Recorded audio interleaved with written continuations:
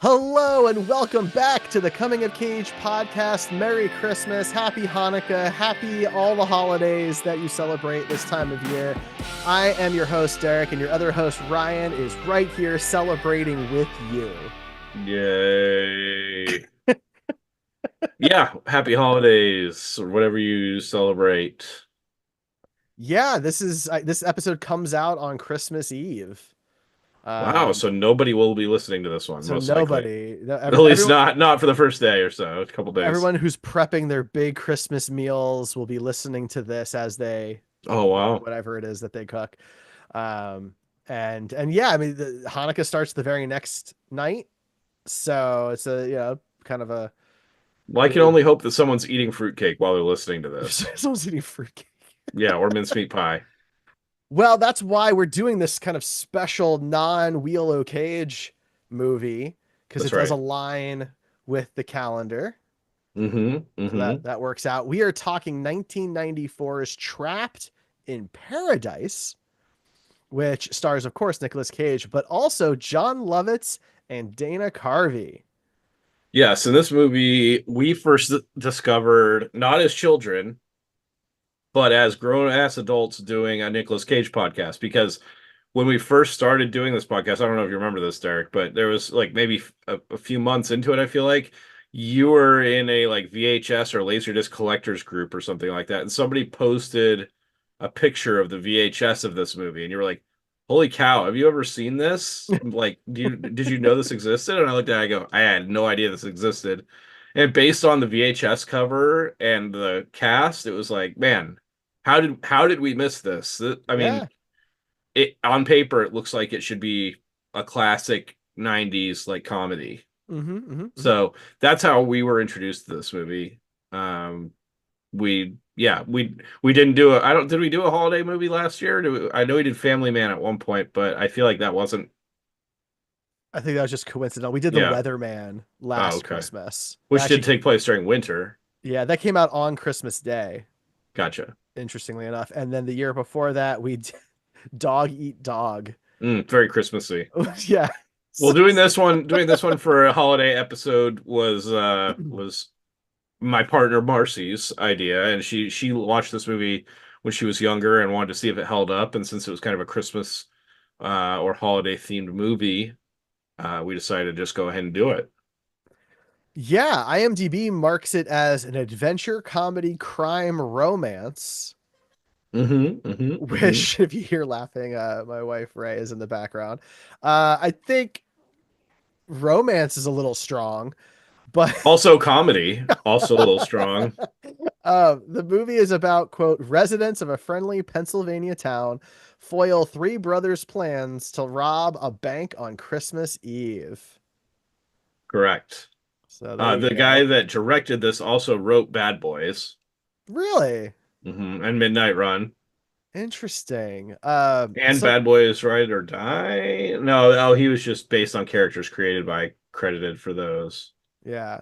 So supposedly, good old Georgie boy barely wanted to direct this film for whatever reason, and so Nick took over a lot of the directing Probably duties. because he's a writer and they couldn't find anybody else that wanted to direct it. So That would that's be my that's guess. pretty funny.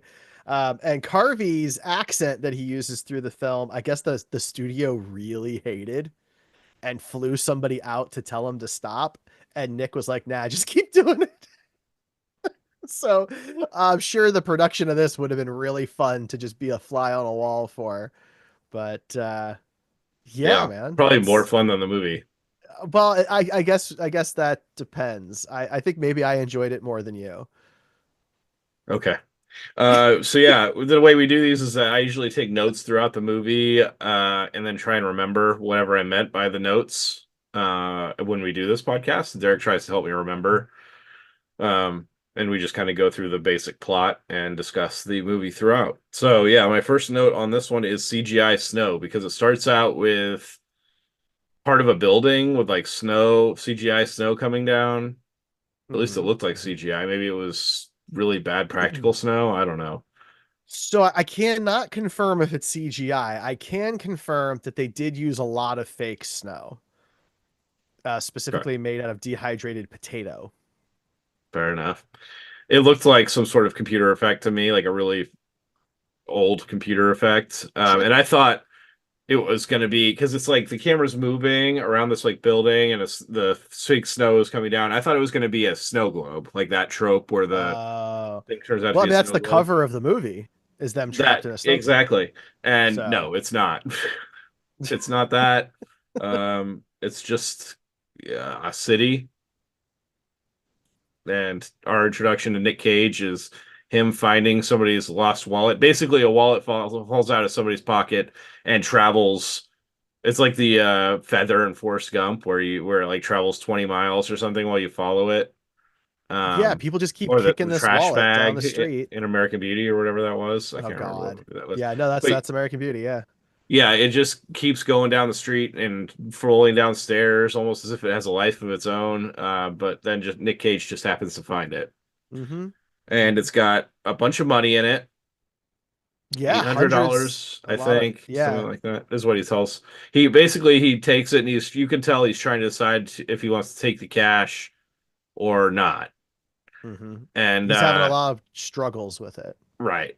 Mm-hmm. Um and this is the first part where I was like, they're framing this scene like a comedy, but it's not funny. It was the scene where he's standing in the subway like stairwell looking at the money and he leaves frame and then he comes back into frame Mm-hmm. and then he goes the other direction out of frame and comes back into frame as if he's trying to come up with the idea or come up with what he wants to do and changing his mind. Bro, he's clearly like distraught about the whole thing. He wants the money, but he feels guilty about it, I guess. Yeah. But that was the first scene where I was like, they're framing this like it's supposed to be funny, but I'm just not laughing. I think I laughed because it went on too long and it was more of like a what are you doing type of chuckle. Fair enough. You were laughing because it was uncomfortable how long you'd have to watch this. Yeah, yeah, there you go. Yeah. Yeah. So yeah, he takes he goes to it. We see him in a church Mm-hmm. and he's in a confession booth and he's confessing and he says that wanted to keep the wallet, but that he dropped it in a mailbox, essentially, like go back to the owner. And he says something about how he's actually no different than his brothers. And the priest is like, "Oh, you're whatever his name is. Bill Furpo, you're Furpo, is it Furpo or whatever? Are you Furpo?" And he's Yeah, like, "Yeah, I'm Furpo." Purpo. Mm-hmm. And then the priest is like, "Oh, you heard your brothers are going to get early parole, right?" And he And doesn't then believe him. yeah, he doesn't believe him, so they run out of the confession booth, both of them, and Nick like grabs the priest. He's like, "What are you talking about?" The priest hands him a newspaper. Apparently, he was reading the newspaper while he was Yeah, listening to people's confessions. he was Oh, doing a crossword puzzle. crossword. He was doing a That's right. crossword while listening to confession, which I Yeah. just that was that I thought was funny. But Yeah. Um, and yeah, again, this was another scene where it was framed as like it was supposed to be humorous, but I just didn't find it funny. mm, And that's probably going to be a recurring theme throughout. I don't think I put that note in here a bunch of times. I think once I put it in there, it's just expected that it carries on that way. fair enough. Um, impersonating police officer. Yes. Oh, okay. Is this when he has it when after he's met up with his brothers? Um yeah, so basically what ends up happening is he picks up his brothers and they're stopping at like a store for them to pick up some stuff before they go to their mom's house. And Carvey's character is a kleptomaniac throughout the whole film, and of course that matters later, but he's stealing cash out of this register. Nick sees it. He runs inside to stop it, but the store owners think that they're stealing everything and there's cops, and so they start getting chased down the alleys and everything. And they get enough ahead where Nick pretends to be a cop, telling the other cop to like go get the car so we can book them, Yeah, and he or does whatever. the thing that they do in movies where he just like flips the wallet really quick when you can't see a badge or anything. Not no, it's just like a credit card. Yeah, and so yeah, but somehow this cop buys it because in every Nick Cage movie the cops are completely inept. Well, yeah, I mean he calls him rookie, and like Yeah. the guy's totally fine with that. So Yeah. And so yeah, he's with his brothers and they run away um to his mom's house, I guess, their mom's house. Yeah. Hmm. And I think this is where we get like the first introduction to the letter. Yeah. We have a Because letter he from mentions it. Lovitz mentions it on the ride, but Nick yeah. throws it out the window of the car. So apparently Lovett's character has this letter from a friend in prison and begging for help, but he's going to have to leave the state to do it. Right. And he can't do that because that would violate his parole. And so he hands this letter to Nick Cage, and Nick throws it out the window, doesn't even read it. And Lovett's character mentions that he has multiple copies of this and that he'll have him read it later. And Which is so, a normal thing to have when somebody handwrites a letter. They write multiple right. copies. Well, that's why, like, when the big reveal happens later, it was not surprising at all. Oh Um, no, I mean I didn't think we were supposed to buy it to begin with. what would they frame it like a big reveal? I don't know. I mean Anyway, I think it's supposed to be a big reveal to Nick's character, not us. okay. Because I mean Agree to I disagree never on thought that. that the letter was real. There was not a single point in time where I thought that was legit. Okay. Well, in any case, they go back to the mom's house of all these brothers. And at some point, John Lovett's character sneaks the letter to, or no, maybe not sneaks, but gives the letter to the mom. And of course, the mom is reading it and crying because this person just wants to talk to their daughter again, and blah blah blah. And you know, Nick is there listening this whole time and talks about how it's complete, you know, a complete farce and whatever else, and says he has to go to work. And so he goes to work and we find out that he's a restaurant manager, which Mm-hmm. doesn't come into play at all throughout the entire rest of the movie, really, except for like a fleeting mention. Mm-hmm. I mean, I And think it just matters that he has a legitimate job and his brothers don't. right, Right? Like and he's so trying to be on the straight and narrow, you know. right, and so we mentioned Dana Carvey's character, but yeah, he does this ridiculous voice and like tick almost. Mhm. That again is supposed to be funny, I think, but it honestly it was just obnoxious. It was I weird. It was an interesting choice for him. I just found it completely obnoxious and Sure, it took me out that's of the movie. mm, Like I just didn't want his character to be there at all. And I usually like Dana Carvey. I think he's great. And this was one of the most disappointing roles I've ever seen him in. that's a So shame. it is, yeah. And John Lovett's character was not bad, but he was well, I mean he's a bad person, but his character wasn't really anything outside of what you've ever seen John Lovitz do. Oh yeah, he was just being He was John in his Lovitz. comfort zone. Yeah, Yeah, it wasn't anything outrageous. no. Um, but yeah, so Nick goes to his job where he's a restaurant manager, and John Lovitz shows up and says, "Hey, the FBI is at the house questioning mom about the thing earlier. They We need to found his get out of wallet town." at at the scene of the crime, so they know he was impersonating a cop or whatever. Right. And so he was like, "We have to get out of here now." And they were like, "We got a car out back." And I'm like, "Okay." So they stole a car. Obviously. Yeah, it's just like how deep. Why didn't Nick understand that they stole a car? Well, that's the thing. That one of the most unbelievable parts of the story is how quick Nick's character Bill is to trust the brothers that he hates because they're untrustworthy Right, and he brings it up all the time. constantly, right? Yeah, So that part for me never worked. It never made sense. Like, they're at a payphone booth and Lovitz is talking to their mom supposedly, right? At no point does Nick want to speak to her. Later they call her or whatever. Like, at no point does he get to talk to the mother, and he doesn't really push the issue. He just goes along with it, even though this whole time we're supposed to, you know, believe that the brothers are like extremely deceitful, untrustworthy people. yeah, So yeah, that part didn't work. yeah. Well, so they leave, and then we get our Infinity advertisement. Uh, which the car is of course an Infinity. You love all the car advertisements. I mean, it's better when it's a 90s movie because I like, the cars in the 90s. We don't get to see many of those anymore, but yeah, but their idea when they're running away is immediately to go to Paradise, which is the place that was in this letter. And Hmm. so Nick is so quick to just glomp onto that and just immediately trust his brothers who he constantly talks about how they can't be trusted, but he trusts them immediately for this. It's a real town, by the way. I was curious. Paradise, Pennsylvania is about halfway between Philly and Hershey, for those who are curious. Okay. I didn't know if it Uh, was a real place. Sometimes they make up these little towns. So, so they get into Paradise immediately.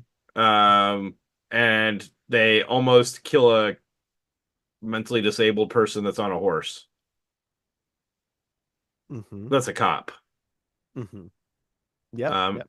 and we get so yeah, they weren't paying attention and they break really late, and this police horse like bucks up and knocks the police officer off, who happens to be the mentally disabled son of the police chief in the town. Right.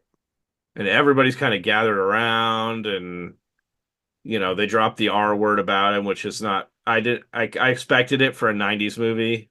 I mean, that word wasn't nearly as taboo then as it is now. Yeah, it always surprises me when I hear it. I don't know. Yeah. I didn't know if you would count that as casual discrimination or not, I because circled it. I didn't cross it off because I thought it might count.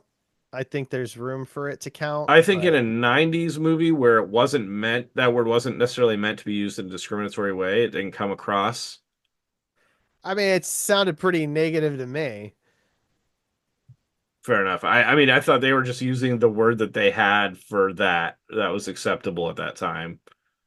Yeah, I don't know Um, that it was acceptable even in the 90s. it was.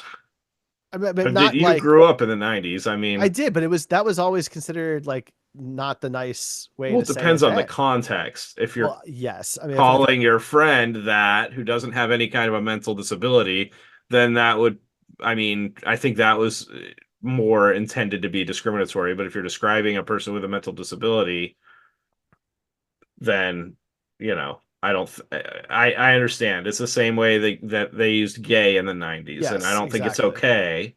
Right. Well, I'm just saying I think if it had been that word, I think we would have said that that was discrimination. If they were describing a gay person, I wouldn't think that was discrimination. Mm. That's true. That's Anyway, true. That's true. so yeah, I did not mark that on our board, but I did keep that in mind. Hmm. Um, so yeah, the police chief is apparently right around the corner or something, and runs It's up, a small and town. also the entire town is out on the street, and they all Yeah, kind of surround this Infinity. there's like 50 Um, people in the whole town. and the dad, sheriff, cop, whatever, Sheriff dad. yeah, sheriff dad pulls the guys over aside and talks about his mentally disabled son, and you know basically puts all the blame on the son instead of any of the blame on the people. Yeah. And then it just comes up in conversation that they're looking for someone named Sarah, and the police chief only knows one person in town named Sarah, but she's got a different last name, and she works at the bank right across the street. Which How is just convenient great that sheriff work. is. Not only that, but it's very convenient. I mean, Well, it's a small town. I can get they only past have the one street, one main street, I bet, right? Like those I've been to towns that are I that guess. small. That part didn't really bother me. It was the sheriff telling three complete male strangers the full name and location of a woman they might possibly be looking for. Well, I think it is. Maybe I'm giving this movie too much credit, but I think it's just meant to illustrate how trusting this Right. town is, right? Yeah. It's that small town life where people leave their doors unlocked, and you Well, and that's the know, whole point of the movie, right. right? And These are so all good, caring people. right. So they are looking at the sheriff, or police chief or whatever, was looking at it as he's helping these people find their friend, not Right. these people are gonna murder this single woman, or whatever. He's looking Hmm. at it. This glass is half full. Right. Um, Yeah, my next note was only one Sarah in town. And so they go into this bank, and immediately, since they're all three, well, two of them are actual criminals, and one just wants to be a criminal, for some basically, reason. has the urges to be a criminal and doesn't act on them. They're immediately scoping this bank. Like the Dana Carvey just starts stealing Christmas ornaments and pens and everything that he can get his hands on. Well, that's Uh, his whole MO. Anywhere they go, no matter where they go, he's just stealing everything. Like he right, is, like at a certain point, you would just why am I bringing this guy anywhere? Because all he's doing is getting us into trouble. yeah, yeah. And what is he adding to the situation? Nothing, Well, he does save the day at the end by stealing the extra ski masks. I guess. Like that's the thing, right? That's the whole like what's in the briefcase moment kind of thing is that he's stealing the entire movie so that way he can have stealed the ski masks that match the exact ones that they wore, right? So that way they're saved. Yeah. Um, that's we're getting way ahead of that. But yeah, Not all but I'm ties trying to together. think of it like as a practical thing. If you knew this person in real life, why would you bring them anywhere? I mean, I think that's the case for both of the brothers though, because Lovitz's character is just like he's They a literally say he's incapable of telling the truth, like right. in the first He's 5 minutes. pathological. Yeah. Yeah. Right. He lies constantly about everything. Bill's the only one who like at least is trying to make But an effort. I can deal with somebody lying about everything if I know they're lying about everything. If I know somebody's just going to try and steal everything around them, I would not bring them anywhere. You know what I Fair mean? enough, That's going to get you in more trouble than just straight out lying to people. I suppose. Um, and Nick starts playing with the sleeping guard. There's a guard there, he's sleeping, and Nick just plays with his earlobe, which I think he's done in some other movies Has too. he? I I'm don't know. pretty I don't. sure That's pretty funny. I don't he's remember like that. done stuff, done like weird touching things to people that are asleep. But they like are noticing that there's no cameras and like scoping the place or casing the joint, I guess they would call it. And the Um, only security guard can't be awoken from his slumber. No, he's literally like a dragon that's asleep, and no matter what happens, he's gonna sleep through it. And Hmm. they meet this Sarah, and you just know this is gonna be the romantic lead of the film, which I'm using that term Very light. loosely. Yeah, very loosely in this case because it's She's a in the stretch. movie. She is in the movie, and she's a woman, and They some of the do men make kiss at the like end. googly eyes at her, but that's about it. Um, Also, Nick, I think, in this point says his brother is mentally retarded. So, Yeah, I think he does. yeah. He's also constantly smoking in this movie, so that was a bingo card. Yeah, he smokes quite a bit. Also, while they're in the bank, it just so happens that they're getting a money delivery, and it's the most like chill delivery of $250,000 that you've ever seen in your life. I mean, it kind of reminded me of Groundhog Day. Yeah, I mean, I can see You that. know, the bags in the back of the truck, and yeah, the two guards are like, "Were there? Did I bring out one or two bags, Felix?" You're like, Yeah, really, dude? Like, you don't know how many right. bags of cash you just walked around Well, and then when they bring in the money, the manager's like, "Oh, how much did you bring me today?" And the with? guy's like, "Oh, just a cool 250 grand." And you know, you're basically seeing like Looney Tunes dollar signs in the eyes of the three brothers Oh at this yeah, point. yeah. This is Uh, what's pushing Bill, Nick Cage's character, over the edge. This is it. There's no turning back now. yeah, and around this point, Nicky Cage's character develops a New York accent, which comes and goes throughout the rest of the film. Oh man, that's You funny. tell me you noticed that. No, absolutely noticed that. It was really funny. It was jarring the first time he does it. I was like, does he have an accent It now? just started happening all of a sudden. Now that he's left New York. Yeah, Yeah, it exactly. was very, very inconsistent. Yeah. And so they leave the bank and immediately they're like, we have to rob this place. They might as And well have said it in the bank. yeah, they weren't being quiet or subtle about No. it. In fact, I think Jon Lovitz is like, oh, well, we stole this car from a owner of a gun shop. So there's a bunch of guns in the back. Yeah, that whole because first they borrowed it from a friend of theirs. Like Right, you and I know it was stolen, right? But right. they're trying to convince Bill that it's borrowed, and they think maybe possibly there's guns in the trunk. He obviously knows that there's guns in the trunk, Yeah. and it's not just that there's guns in the trunk. The trunk is like designed to hold Right, like weapons. it's got a foam insert in there Yeah, that's like cut to the specific size of the guns and everything. yeah. That's Not why even you buy it Infinity that's because why is it that standard? holds. Yeah, it's standard on Infinities. But it was hilarious to me because when he opens the trunk to look at it, there's literally like tanks of gas and like grenades and stuff like that. And I'm like, what the fuck kind of gun shop is this that they stole? This guy's literally got like military hand grenades in the trunk next to cans of gas And none of and a it's bunch of guns. hidden or concealed in any No, way. It's not even like there's not even like a blanket, you know, it's like this guy literally runs a shop out out of the of the back of back of his the trunk of the Infinity. car. Yeah, Oh, that's funny. yeah. And so they go to a store to go buy a bunch of robbery supplies in Yeah, the this small robbery supply town. store. In this small town where there's probably only one general store. Now, to be fair, it is ran by the only guy in town who is not nice and trustworthy. Right.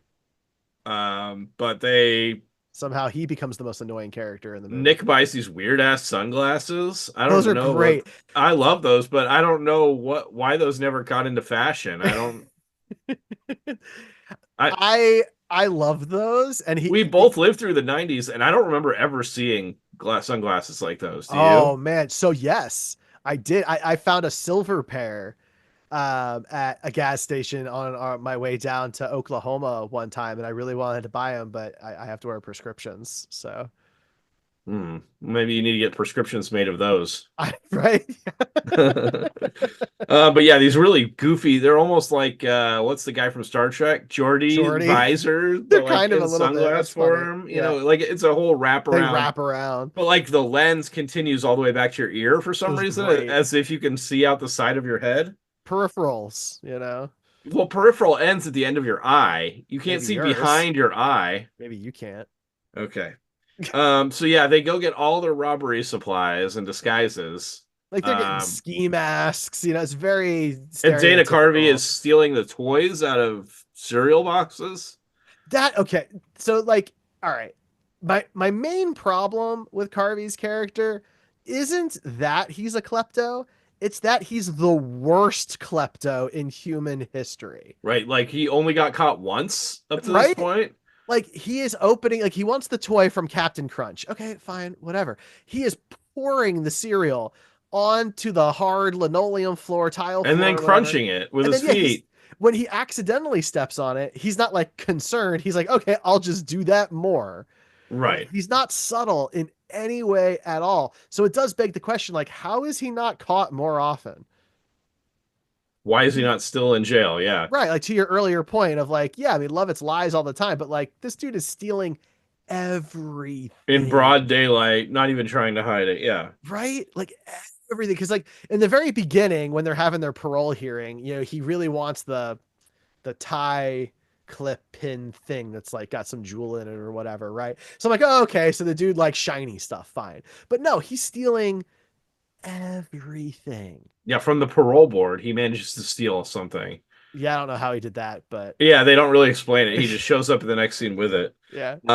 But yeah, they go two stores down from the bank or from the from the bank. I assume it's two stores down because it's all on one street. It's all just Pick up all the robbery supplies and then immediately put them all on and go to the bank with their guns well, from they their trunk. hotwire a car, so they steal another car, Right. which I mean, arguably, I guess that That's makes some somewhat sense. smart. You know, yeah. Um, so they leave Dana Carvey's character in the car, and Jon Lovitz and Nick Cage go into the bank. You do what you do, I'll do what I do. Right. That's And his so Carvey's line there.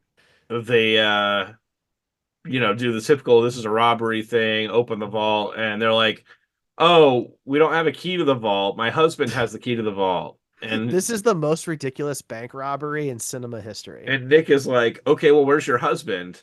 And she's like, "Oh, he's at the diner across the street." Having Which is lunch. yeah, probably right next to the robbery outfit store.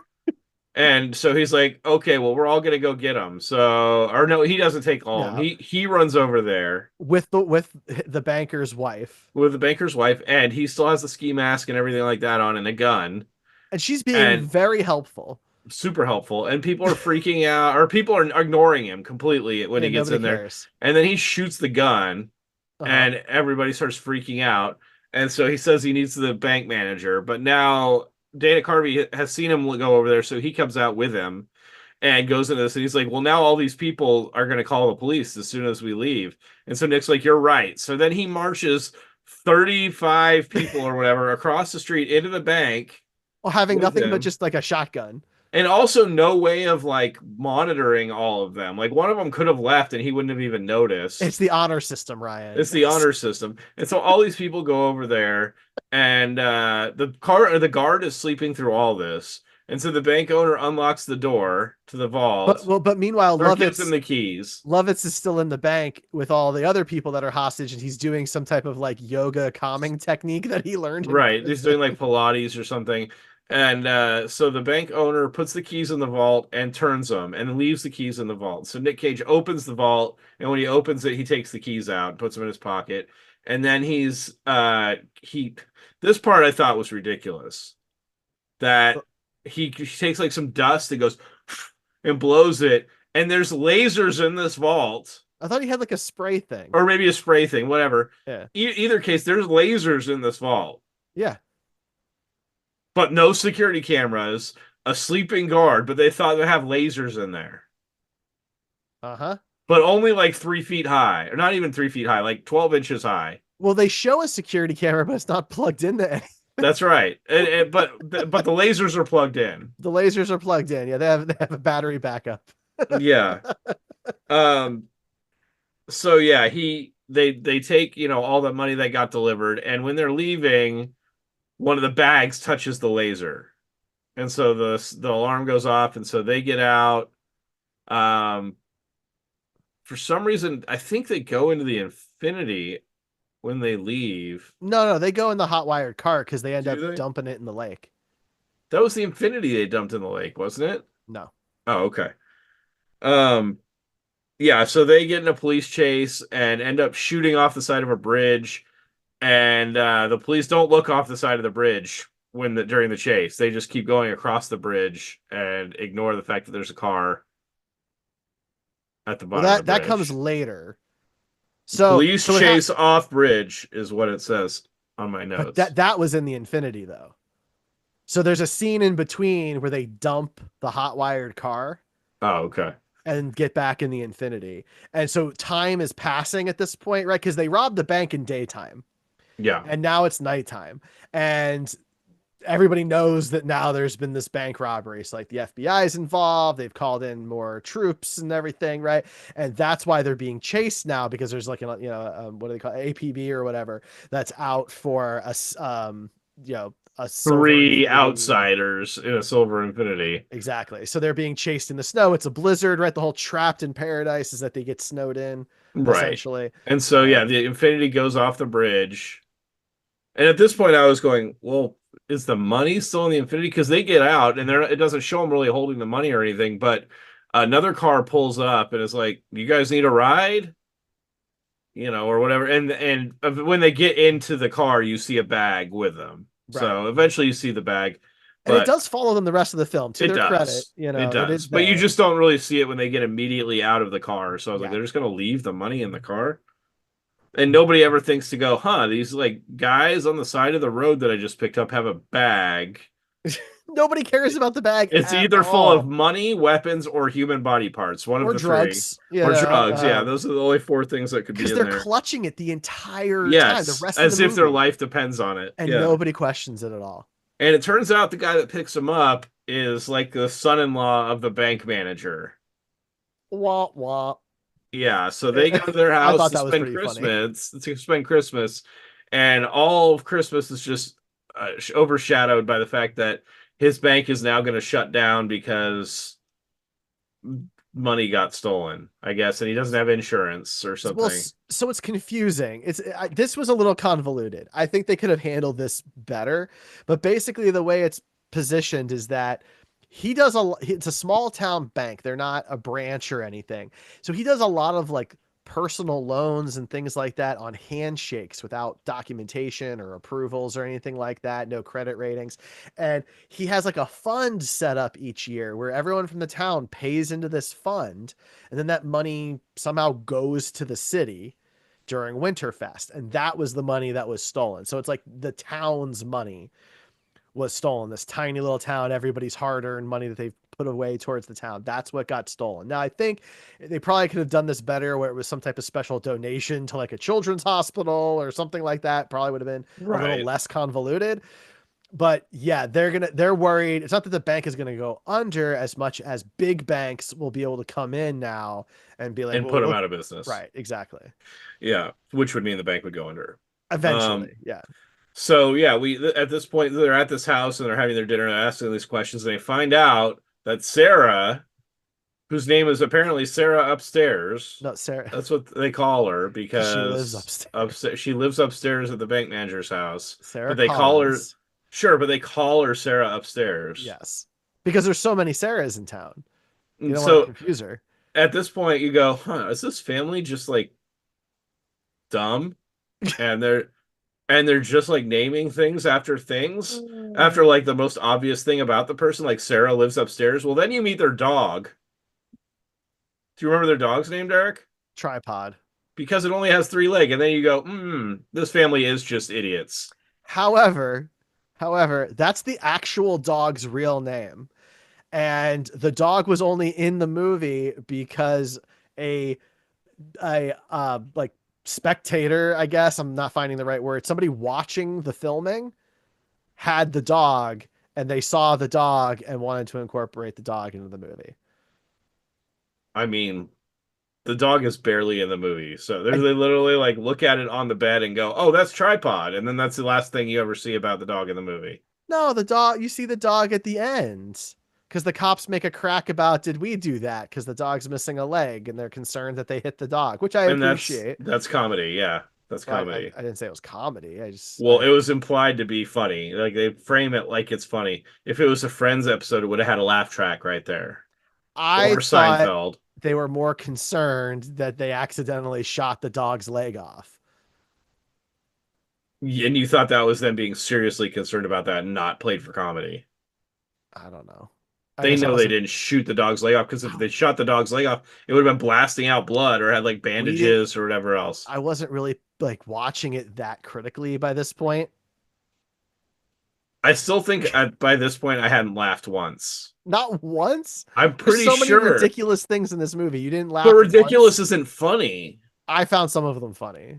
I think that there's a point where ridiculous equals funny, but in this movie, it was just dumb. I didn't like, and I say that with the most respect and love for Jon Lovitz, Dana Carvey, and Nick Cage, but it just did not work Okay. Okay. for me at Fair all. enough. I'm That's probably fine. not alone in that. I don't know. We'll look at reviews later and Well, I mean, see. it has like a 5.9, so I know you're not alone. So, Um, so yeah, they end up holding the mom hostage. Is that something that happens? Because I have holding mom hostage so in my okay. notes. So this is where the movie takes a turn. Now, I would argue that this movie gets way more complicated than it has any right to be. It's very much a hat on a hat type situation here. So not only do we have these three brothers who are robbing a bank and now feel bad that they've robbed the bank Oh, because that's they're right. stuck having dinner with the family that owns the money, but now the store guys think something's up and they want to get the money for themselves. But now a third group, the FBI, of course, is trying to find everybody. So I guess a fourth group comes in here and we Well, we find forgot to out. mention earlier there was like a random scene in a jail where this random guy is telling out this whole plan basically for how he would rob this bank in paradise. Right. He's telling like this whole huge group of guys, And 20 guys all listening to how he would do this. and everyone's like, well, how come no one's ever done it if it's so easy? And they're like, well, no one would cross you, right? And we Yeah, find out that this dude is the name of the guy Lovitz said the letter is from. So right. we learn that this guy finds out that the money's been stolen. It's Right. on And the then somebody news, did his plan. right? And he knows who it is, right? He just knows it's those Furbo brothers. So he and a buddy of his break out of jail. So I guess he could have left whenever he wanted Yeah, it to, was but super easy, barely an inconvenience. he was super happy just chilling there, I guess. And they go up to New York to the Furbo brothers' home and abduct the mother because they're not there, obviously. And they're gonna drive her down to Paradise as a hostage. Yeah. She's great, actually. I liked her quite a bit.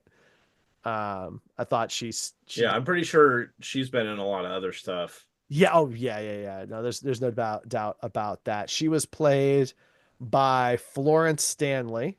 I'm sure people would recognize her, and I thought she was great. But yeah, so they abduct her and bring her down to Paradise. Is basically what happens. Right. Yeah. Intending to get the money Right, for they want the for money that the Furbo brothers stole. right. And we find out that this cash delivery was once a year. So think of the amount of coincidences that have to happen for this whole thing to work out with the timing. So the Yeah, whole parole thing just happened because the jails were getting overfull or something, so they had yeah, to do overcrowding. Yeah, parole overcrowded. So they have to parole a certain number of inmates that are in there for nonviolent crimes, and so they just had like there's no way Jon Lovitz could have planned that they would be overcrowded and get out right before Christmas for before this once a year delivery. So like this whole string of things just has to fall into place for this to work. But yeah, they find out this is a once a year delivery, and this is where you find out that the this is the town's donations or whatever, and the very convoluted thing that Derek was talking about earlier. And around this time, I put that Nick plays an asshole because he was definitely, not a likable person in this. Although the most likable person of it's the same thing we always talk about, where everybody else is just a worse person or a bigger asshole than he is. at least Um, some of the main characters. Everybody in town's pretty lovely, but yeah. My next note is cops walk by while he is in duffel bag. well, he is in the duffel bag. That's what it says. No, he never gets in the duffel bag. So what happens Oh, here I think he's is, digging in the duffel bag. That's what it was. oh, He was like looking yeah. through it because he had to pay. They were going to go on a bus or something. What was going to Yeah, happen? they're trying to leave town and there's a bus out of town. And so he's trying to buy tickets for him and his brothers and he doesn't have enough cash on him, but he knows there's money in the bag, so he goes to try and get money out of the bag right as cops are coming. And again, right, these are kind of incompetent cops. Yeah, this dude's bending down so they're not seeing his eyes or whatever, but there's a giant duffel bag at a bus station after a bank's been robbed and they don't even like talk to him. Right. They It's just a walk very right on awkward by. situation. Yeah. It could have been a much more awkward situation. He makes it awkward, but But then he yeah. takes this woman's money to pay for the bus tickets. Like, it's not enough that he's stolen 250 grand from this town. He's now taken money from two other families Right. to help pay for stuff. It's so awful. Agreed. Um, gunshot diversion. Yeah, so this is where the guys who run the the bank robber surplus store Yes, are like deputies for the apparently. sheriff, but they want to steal one of the guys. The other dude's maybe a little on the slower side, but the main guy wants to steal the money for himself. He claims that he's a deputy, but he clearly just wants the money for himself. And so they're after the Furbo brothers. And he and Furbo like bump into each other and he wants, what's in the bag or whatever. And Nick sees that he's got a gun on his hip, so he grabs the gun, which I guess is luckily not secured in the holster. Yeah. Maybe that wasn't as much of a thing in 1994. I don't know. And then, yeah, he shoots into the ground like two or three shots to like scare everybody. He's like, he's got a gun. And then he runs away. Yeah, I will say that there is some weird cagey moments in this movie. There are some big A cage handful. moments. Yeah. Um, Uh, so then they make their escape on a boat. that is insane. It's a freaking rowboat Yeah. on Christmas Eve. This, by the way, was shot in Canada, and the river was like frozen over. They had to cut ice out of the river to film some of this. Wasn't there a police boat out there too? There was a helicopter. Or that's what it was, a helicopter. Yeah. Yeah, and then my next note is dead Dana Carvey. Yeah, yeah. So he falls into the water somehow and gets swept away by the current and slams into a rock. He's getting hyperthermia because it's, freezing outside. Right. But then these neighbors hear the commotion and come out and get into the freezing cold water to save a stranger Because because that's the that's kind what of you people do. that are in this town. That's right. And they're going to have soup and bourbon or something. Right. And then awkward kiss fail. Awkward kiss fail. Yeah, I think Nick tries to kiss her at this Oh, point, yeah. and it's just awkward because they get Yeah. interrupted or something. Well, no, because she's like, you don't even know me. Because what we have figured out that he doesn't know yet is she's the daughter of this The like gangster guy. mob guy, yeah, Yeah. who has she doesn't know that he's kidnapped the Furbo mom, but we know that, right? So this is a tough dude. This is a dude who's so tough in prison that other guys won't do this job because they don't want to cross him, Right. right? So she's his daughter, Are you which is saying why Furbo? is it not Furbo? It's Furpo. Furpo. Yeah. It's not like Sorry, Furby. Furby. It's like Furpy. The Furby brothers. Right. Yeah. Uh, so then we get a sleigh theft. Yeah, so they're trying to get away, right? The cops are still on their tails. And yeah, they steal the one horse open sleigh, which is the same horse from the earlier time in the movie when they almost ran over a horse. It's that Right. And horse. yeah, so there's like a police chase um with the sleigh. It's a Uh great chase scene though. I and actually then really like the chase scene. hitchhiking? What was the hitchhiking? That comes after the chase. So they have Right. this big car chase. The cops are flying all over the place. Their cars are getting banged up while they're trying to chase this sleigh through the snow. And they finally like get away and they get to the highway and they're leaving the horse behind and they're going to hitchhike on the highway. But then the sleigh breaks through some ice. Apparently there was water there Yeah. and they have to basically give up their chance at freedom to save the horse because they're just not really bad guys, Ryan. Right. But here's what I thought was funny about this. The Hey, what a bad thing to find something funny about. But maybe the only time I laughed in this movie Oh my God. was that when they went out to save the horse, that water was mid calf deep. I mean, they walk out into it, it's not even up to their knees. So what was the real risk that horse was gonna what was gonna happen? I don't think they knew. I think they just felt bad for the horse, and Carvey really wanted to save the horse because he couldn't live Right, with but himself. it's presented as like this heroic deed, but the horse was not really in any I danger. don't know. Maybe like the water was deeper back where the sled was, and it was going to continue to sink or something. I don't know. Maybe. I don't know, but they get all the way to the back of the horse and the water is like below their knees. I So, I didn't really like get a good enough look to see like what that was going to happen. They thought the horse was in danger. The horse seemed to be in distress, right? If the horse is standing in that water, it's probably not going to survive for very long, right. So they were trying to save the horse. Yeah. They're look, Um they might be bank robbers, but they're not killers. I guess. Uh So my next note has to do with the big twist of the movie, which Derek says was not set up to be a twist, but I felt like the movie was trying to set it up to be a twist, even though it was super obvious that this was all orchestrated by Jon Lovitz and that he had Nick's wallet the whole time. Uh, Yeah, I mean, I thought we were supposed to know that, and it was Bill who was supposed to come to this big realization. I guess, but the way it was framed in the movie just made it seem like it was supposed to be a big reveal to the audience too. I don't know. But yeah, I put sarcastically huge twist. I mean, Um, it's a twist for the mom too, I guess. yeah, I Because guess. what happens is so they end up back, so they go and return the money.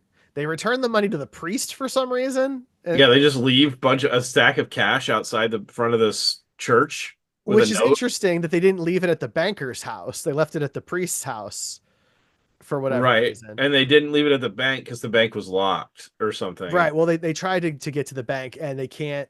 when They they couldn't, use the and they wrong lost the key keys. They and they lost. get it Oh open, but yeah, then the that's bars are right. locked inside. And part of me was like, why didn't they just leave it in the bank? Right. Just leave it in front of the vault. I don't know. That was really weird. But they leave it with the priest, and then they go to the actual house, the banker's house, where they get confronted by the shop guys, the deputies.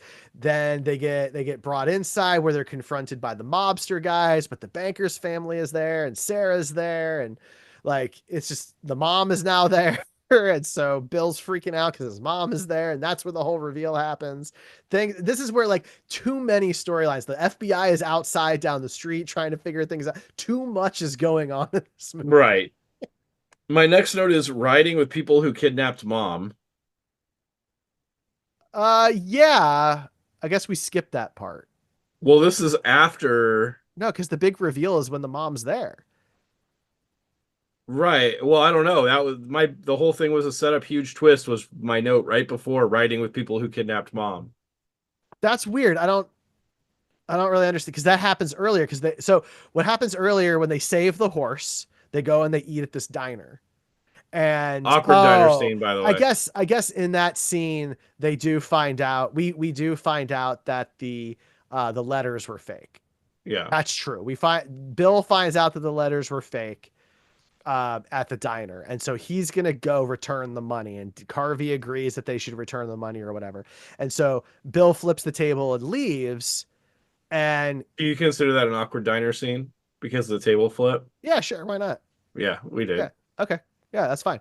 Um, and so yeah, so he ends up getting a ride back to paradise in the mobster's car.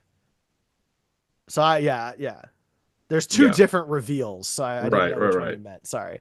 Eventually there's a shootout. I don't remember exactly between who, but the brothers end up hiding from gunshots behind snowbanks. Yeah, so what happens is that Nick's in the car with the mobsters, and they're just kind of trading stories or whatever, and he's talking about how he's got a girl back in town that he really likes, and they ask if he's got a photo of her, and he's like, "Nah, it's been forever since I've had a photo of a woman in my wallet, other than my mom." And the guy in the back's like, "Oh, I got a photo of my mom in my wallet," and so they're gonna share photos of each other's moms, and that's when the guys figure out that the woman in the trunk is this dude's mom. And so they Right. pull a gun out, and then Nick jumps out of the car, and they stop the car and start shooting at him as he jumps behind a A pile of snow. snowbank, which Yeah. apparently stops bullets. I mean, I guess if it's frozen enough, I don't know. Yeah, I mean, literally, Mythbusters. if it's like a, if it's literally like a pile of ice, then maybe, but snow is water and Thank you. Thank you. powder. Thank you, So I Dr. feel like Ryan. I'm not a doctor, I'm not a scientist, but I Scientist feel over like here. if it's just a snowbank and not like a plate of ice, that the Maybe bullet, they were just, maybe they were missing him because they couldn't see him maybe it was behind. like 22 caliber bullets that just have, not a lot of power when they I hit don't know. something. Hard to say, but yes, in this universe, these snowbanks do stop bullets. Mhm. My next note says, "Let me do the Kraken and you do the Jackin." Yeah, that was a very weird line. I'm trying to remember what that was referencing, but it was a very weird Yeah. line. So yeah, I think this has to do when they go to the bank and they're trying to return the money to the vault. Mm-hmm. I think that's what was going on. I don't remember what I think what the Kraken was like opening the Oh, vault. oh I don't yeah, know what the jacking was. yeah. I'm not Jaw sure. jacking, maybe like Yeah, that must have talking. been what it was. Because I the don't thing know. What was, a weird thing to if you say. use the wrong key, then the alarm will go off, and obviously he uses the wrong key, and the alarm Right, goes which off. we covered. And yeah, and then they leave the cash on the doorstep of the church instead. Then there's a hostage situation. At the banker's house, which is the stuff I was talking about. Yeah, which we already kind of covered. So all the stories converge at the banker's house. Yes. And my last note says criminals completely forgiven by family and he gets the girl. Yeah, so the mob guy is threatening to kill everybody. Bill's trying to stop him. So the sheriff's son is there for some reason, and he actually shoots the mob guy and takes him down. And then because there's a gunfire, the FBI decides that then means that they should shoot canisters of tear gas into the house Yeah. aimlessly, even though they know it's a hostage Also, situation. why does a small town have tear gas? You know what I mean? Like, I feel Well, it's like the they don't have. FBI. Oh, that's true. The FBI was there. Yeah. Yeah. But it's also like, is that what the FBI does in a hostage Apparently, situation in when '93 one or whenever fire, this movie came one gun out. is shot? So of course they bust in and everybody's, whatever, arrested and stuff. So yeah, now we're at the police station, and our Yes. big gruff FBI guy who just hates small town America and can't wait to get out of there is trying to pin this on the Furpo brothers. And magically the town has decided not to rat these guys out for some reason Yeah. because They've they, all been completely forgiven. even though most of them can't know that the money was returned. And this Okay, happens in almost every movie where Nick Cage plays a criminal. By the end, that should be a everything is bingo card. fine. That should be a bingo spot. Nick Cage does illegal stuff but gets off. Yeah. And gets the girl. And gets the girl. Right. Yeah, because he ends up with her at the end too. He's gonna stay in paradise with Yeah. Sarah. With the mob boss They've never even gone on a daughter. date. They've never been out on a date, But they not did once. kiss. But they kissed, and he's gonna move there and That's open up right. a restaurant This that is he'll his manage. life now. Yeah, Yep. because if you're a restaurant manager, then you know how to open a new restaurant. And how's he gonna pay for it? He doesn't have any money. Good question. Not going to be answered in Uh, this movie. but that is, of course, that big scene, the police station scene, is where the kleptomania comes full circle, and Dana Carvey's character has stolen 3 identical ski masks to the ones that they wore, and that makes it look like they weren't the ski masks. That those were not the ski masks that were found at the car that was in the lake, and so nobody can pin it on them. Yeah. And that's And it. that's the end. That's the end of the story. So something we do on these podcasts is I go and look at reviews at the end of the movie and look at 1 star and 10 star reviews and see if these might influence our score or our thoughts on them. Mhm. Would you like to start with the 1 star or the 10 stars, Derek? Let's start with the tens. Okay, we'll start on the high Yeah, notes. we'll start high. Okay. This person says this is from 2003, this review. Frickin' hysterical. This film is hilarious. I can't believe it has been rated so low. I could submit at least a dozen memorable quotes, and I haven't seen this movie in 2 years. I distinctly remember having to rewind a scene because we were laughing so hard we missed some dialogue. If you ever get the chance, go see this movie. Nicolas Cage is a riot. It's interesting they thought that Nick Cage. That's one thing I did want to mention about this movie is that often in comedies you have like ridiculous characters and then you have the straight man. And the straight man is funny because he's the straight man and everything is playing off of that normal person that you're supposed to relate to. Well, in this movie, I think Nicolas Cage was supposed to be the straight man, but he wasn't at all. He was Right. also just completely ridiculous. And I think that's a lot of the reason why the movie didn't work for me because there wasn't anybody that was a relatable character at all. Not Anyway, of not I don't think there's really anybody yeah. from any facet of the movie that I would consider to be relatable. I will say that the reviews on this movie have more like uh conflicting thumbs up and thumbs down because I don't know if you noticed, but on IMDb you can either hit helpful or thumbs down on a review. Oh, And this movie has like that particular review has 55 helpful thumbs up and 16 thumbs down. interesting. And it's like that on almost every one of these reviews. Controversial thumbs up, thumbs down. Um Funny yet heartwarming. I love this movie. Cage, Lovitz, Carvey are all hilarious. This movie is supposed to be a comedy, but at the end it turns out to be a very heartwarming story. I watch this movie whenever I get a chance. The 15 minutes with the bank heist are the funniest 15 minutes I've ever seen that deal with bank heists. Okay. Um From Paradise Lost to Paradise Found. When Trapped in Paradise premiered in '94, most film critics launched every lethal weapon they had in their arsenal to destroy this film, its writers and director. Call it serendipitous, but for one reason or another, they didn't trash the actors.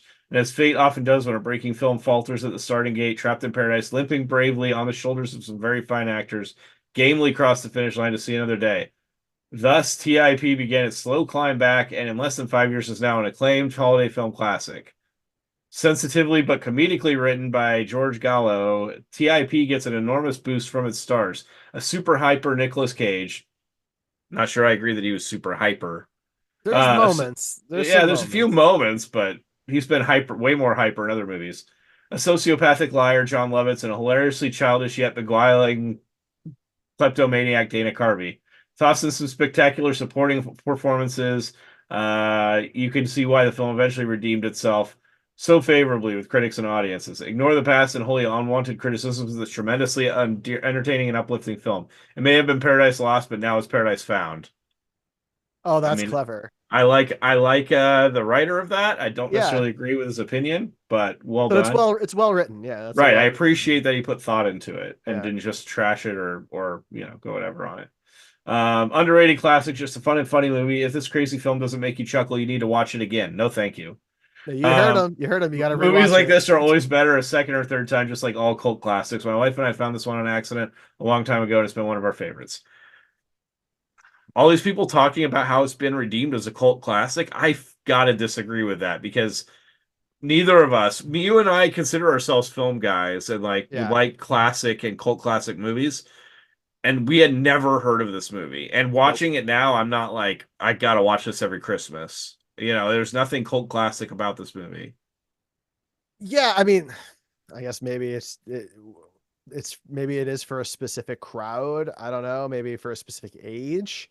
Maybe we're just not the right age for that. I'm not really Maybe. sure. But yeah, I mean, I I feel like didn't there's know a lot of anything about people. this movie. I feel like there's a lot of people that just like this movie because they watched it as a kid, and Sure, I mean, that which is matters. valid, Yeah. but it doesn't make it a good movie. You can still like it, but okay. So some 1 out of 10s. Not one single laugh. The laziest kind of alleged comedy from this time when bored teenagers would laugh anytime someone cursed because they thought it was daring and edgy. Carvey and Lovitz spent their time thinking a goofy laugh is somehow a substitute for actually being funny, not a single joke from them the entire time. Cage simply looks constipated when he's supposed to be exasperated. The scriptwriter should be slapped by anyone who sat through it. Bombed when it came out, critically panned. The ones rating it highly must be high on something themselves. One of the worst films ever made and a career low for all involved. Then they did an update. I'm glad of the strong reactions to my review, both the downvotes and the higher than I expected number of upvotes. Good to know some others feel the same. Yeah, I mean that I think that's a little harsh. It's very harsh, but I don't disagree with the sentiment behind it. A film about three hopelessly inept thieves and townsfolk who haven't got a clue about anything. All through this movie, although this movie isn't at the bottom of my list, it is among the worst commercial movies I have seen. I do not understand why Nick Cage took this movie. There are only two things that rise slightly above category, but these are not enough to change my vote. Dana Carvey and a slick and funny pickpocketing, and Florence Stanley is funny. I like her a lot. Agreed there. She and Dana raised the movie to 1.5, which is still short of a 2. The acting sucks, and the writing sucks, and the plot sucks. This movie is roughly a modern version of slapstick. Classical slapstick is probably better. The finale was worse than the movie itself. Blah, blah, blah. Kind of like a Saturday Night Live skit that goes on for an hour and a half. These three lead characters are stupid, dishonest, and dislikable. They live in a universe called Paradise, Pennsylvania, a lame spoof of Frank Capra's Bedford Falls and It's a Wonderful Life, except that it's a real city, but or town, whatever, where everyone is stupid, so nobody notices they are out of place. I assume that all the people giving us 10 out of 10 are big fans of 90s Saturday Night Live. I did enjoy Lovitz and Carvey on the show, but both have one-note characters, and there's no development in them at all. Nicolas Cage can be a wonderful actor, but he's also just doing a bare sketch of a comic character here. There are too many genuinely beautiful Christmas movies to waste time in this exercise in Hollywood cynicism and mockery of decent people. Whew, That one has 22 upvotes and 19 downvotes. that's rough stuff. Yeah, Well, I mean, there Well, you go. why don't we grade it? Because I feel like you have a Yes, strong opinion on this. So we grade all of our movies on overall quality and overall caginess. We actually have a 20-point scale because this dude's got over 100 movies, and we need to kind of have space them out. some wiggle room, right? So Yeah, Ryan, how would you rate the overall quality of Trapped in Paradise? I think I'm around a 7 or an 8. 7 or an 8? Yeah, I just did not enjoy anything about this Wow. movie. Nicolas Okay. Cage's performance was fine, but even I say that he puts his all into movies, and this one didn't feel like that. It felt like the accent coming and going is not something that usually happens with him. Like he usually can stay somewhat consistent. Just like the plot is lazy. There's too many threads. Dana Carvey and Jon Lovitz, I love them. Saturday Night Live was amazing, but Yeah, it just nothing clicked here for me at all. I mean, fair enough. I will say in Nick's defense, if he really had to do a lot of the directing, he may have just been stretched too thin. And that's certainly possible. I mean, it So would I don't. explain a lot. Yeah, I don't want to necessarily say that he wasn't invested in it. He might have been overstretched in Yeah, this one. hard to say. But I mean I liked it a lot more than you did. I had a lot of fun with it. It's a completely ridiculous and bonkers movie. It's far from perfect, but I really enjoyed watching it. It was a funny, ridiculous ride for me. Um, so that we're gonna be pretty far off here. I was actually going to give it a 12. Wow. Yeah. So last time we had our biggest discrepancy yet, and now this time is an even bigger discrepancy. Yeah, this is because this is a 4 point discrepancy. Last episode, Amos and Andrew was a 3 point discrepancy.